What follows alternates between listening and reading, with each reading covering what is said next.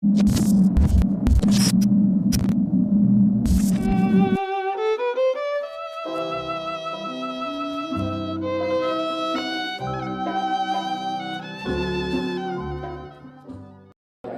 ni macam tu nak kena ya?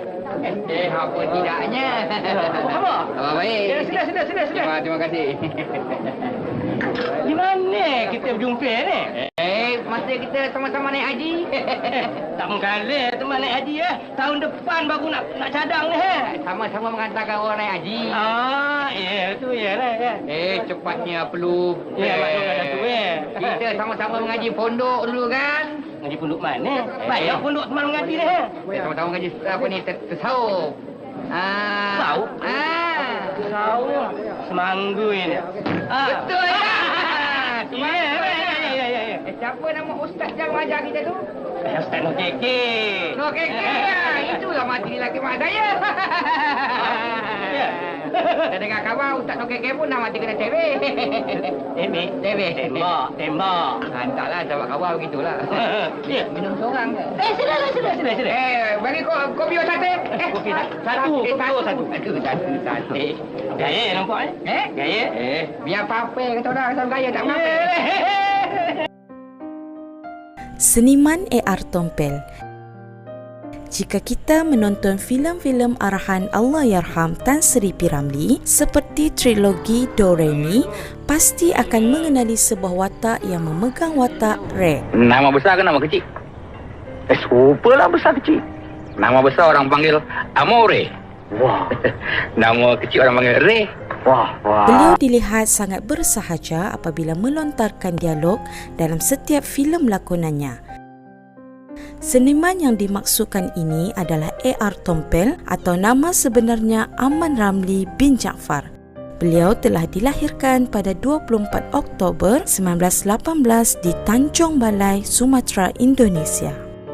Menurut sumber pengkaji blog filem Melayu klasik saudara Mustafa A.R., sebelum menyertai bidang lakonan, Aman Ramlee telah memulakan kerjayanya sebagai seorang penari. Kumpulan tariannya itu dinamakan Kumpulan Sandiwara Chris Opera pada tahun 1938.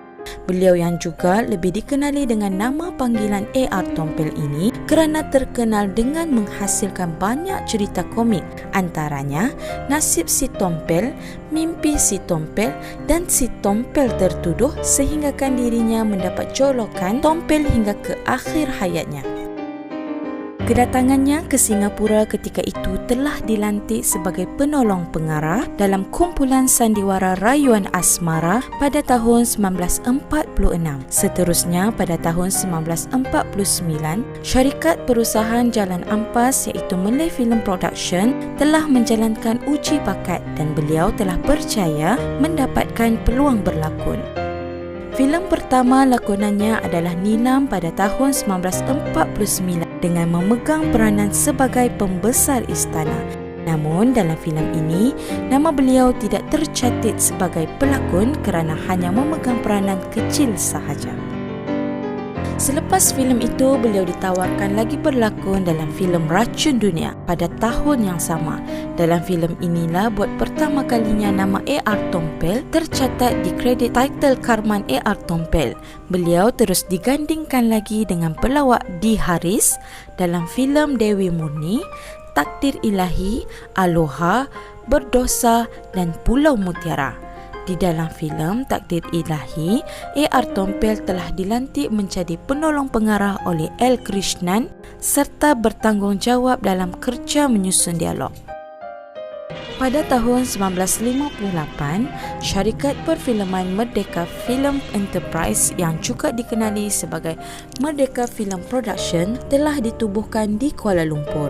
Beberapa tahun kemudian, A.R. Tompel telah diberikan tanggungjawab untuk mengarahkan sebuah filem bertajuk Abu Nawas pada tahun 1961 dan ini merupakan satu-satunya filem arahannya di bawah syarikat tersebut. Selepas itu, beliau terus bergiat aktif berlakon di bawah filem arahan Allahyarham Tan Sri P. Ramlee seperti Do-Re-Mi, Nasib Do-Re-Mi, Keluarga 69, Gerimis, Anak Bapa, Ahmad Albab dan Laksamana Do-Re-Mi.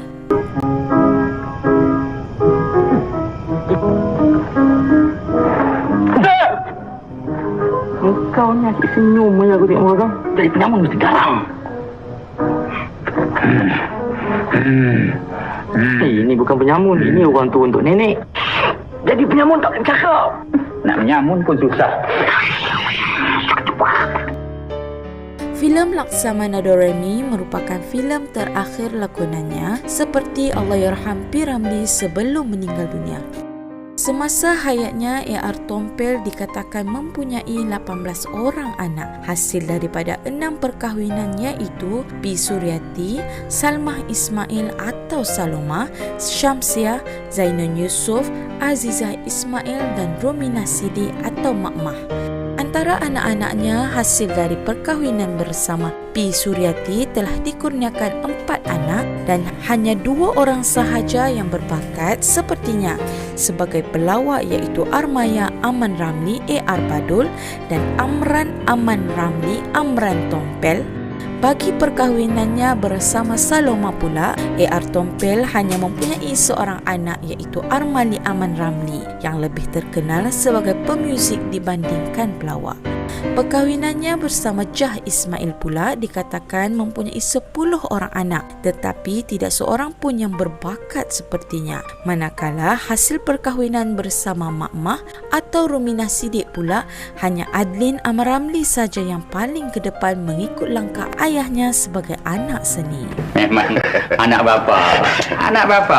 Kalau tak anak tolong bapa, siapa lagi masa sekretari? Memang betul Datuk mendapat Cik Harun sebagai anak. Anak bapa. Kelas Datuk. Kelas. Pada 21 Januari 1973, A.R. Tompel telah terlibat dalam kemalangan jalan raya yang terletak di Jalan Haji Hussein selepas makan malam bersama pelakon filem Yusof Surya di restoran Sempurna. Menurut laporan polis menyatakan bahawa A.R. Tompel dipercayai telah dilanggar lari oleh sebuah kereta selepas singgah di sebuah kedai dekat panggung wayang Alhambra di Setapak. Bagaimanapun, tidak lama kemudian, orang ramai yang melihat keadaan itu telah menolongnya dan dia telah dimasukkan ke unit jagaan intensif ICU dengan keadaan tidak sedarkan diri dan kritikal. Dikatakan kemalangan tersebut berlaku tidak sampai 1 jam setelah dia keluar bersama Yusof Surya dari restoran Sempurna iaitu pada jam 12.40 pagi. Selepas 6 hari kemudiannya, orang yang melanggar iaitu Kapten Tentera Hamzah Karim telah membuat laporan dan dalam perbicaraan tersebut 16 November 1973 dia didapati bersalah kerana cuai dan didenda RM800. Tanggal 30 Januari 1973, A.R. Tompel telah menghembuskan nafas yang terakhir di usia 55 tahun. Jenazahnya telah dikebumikan di tanah perkuburan Islam, Jalan Ampang. 2,000 orang dari segala lapisan masyarakat telah menziarahi rumah Allahyarham untuk memberi penghormatan terakhir. Pada waktu itu juga 3 orang menteri iaitu Menteri Kebudayaan Belia dan Sukan Datuk Hamzah Abu Samah, Menteri Perancangan dan Tugas-Tugas Khas Tan Sri Ghazali Shafie dan Menteri Besar Selangor Datuk Harun Idris telah menyampaikan ucapan takziah kepada keluarga Allahyarham. Bagi Mak-Mah pula menyatakan bahawa dia tidak menyangka Allahyarham suaminya itu mempunyai sahabat yang begitu ramai sekali.